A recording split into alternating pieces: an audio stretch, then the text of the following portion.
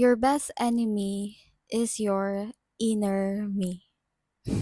Ito yung word na natutunan ko nung nagsimba ako last 2023 pa, pero online yun. Naniniwala ako na kapag may natandaan akong word habang nagsisimba, it means ito yung message ni Lord sa akin. So ano nga ba yung ibig sabihin yan?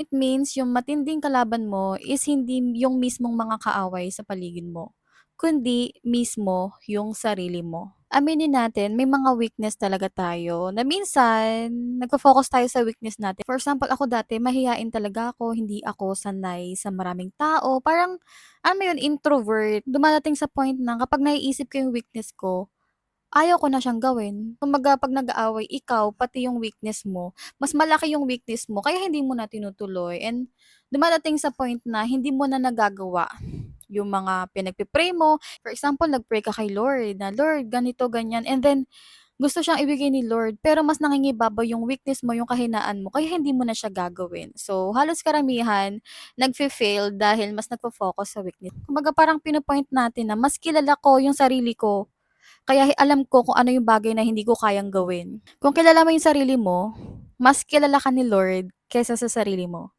Kasi He is our creator, 'di ba? Siya yung nag-create sa atin, siya yung lumikha sa atin.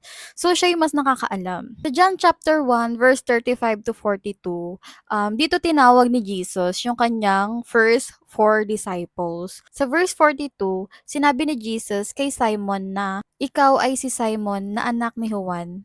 Ikaw ay tatawaging Cephas, na ang kahulugan ng pangalang ito ay Pedro." Ibig sabihin ng Cephas is rock. Sa Tagalog, bato. So, dito sinabi ni Jesus, yung faith ni Peter ay kasing tigas ng bato. Pero kung babasahin natin sa verse na to, unang tinawag sila dito. So, possible na first time nilang ma-meet si Jesus. Na-describe na ni Jesus si Peter kung magiging ano siya someday, kung gaano magiging katibay yung faith niya someday. Kasi sa sitwasyon na to, hindi pa ito yung quality ni Peter. Di ba nga nung time na nahuli na si Jesus para ipako sa krus? Tapos, nag-scattered na yung mga disciples, naghiwa-hiwalay na. And then, itong si Peter, may nakakita sa kanya na, uy, ito yung isa sa mga disciples ni Jesus. Pero, dininay niya. Three times niyang dininay na hindi niya kilala si Jesus, na hindi siya yung disciples ni Jesus. So, it means dito pa lang, hindi pa kasing tibay ng bato yung faith niya. Pero nung namatay, nabuhay, at umakyat na si Jesus sa langit, doon natin nakita yung faith ni Peter sa Book of Acts. Nag-preach siya sa Pentecost, 3,000 na tao yung naligtas. So, namatay siya as a martyr and pinako siya ng nakabaliktad. Sinabi niya kasi na hindi niya deserve na ipako gaya ng pagkakapako kay Jesus. Kaya nagpakapako siya ng nakabaliktad. And today, ito na yung time na ipagkatiwala na natin kay Lord lahat.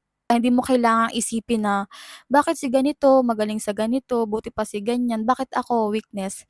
Kayang-kayang ibigay ni Lord yan. Yung mga weakness natin, maaring gamitan niya ni Lord sa atin para maging testimony. So, ayun lang muna for today. God bless everyone. Shalom.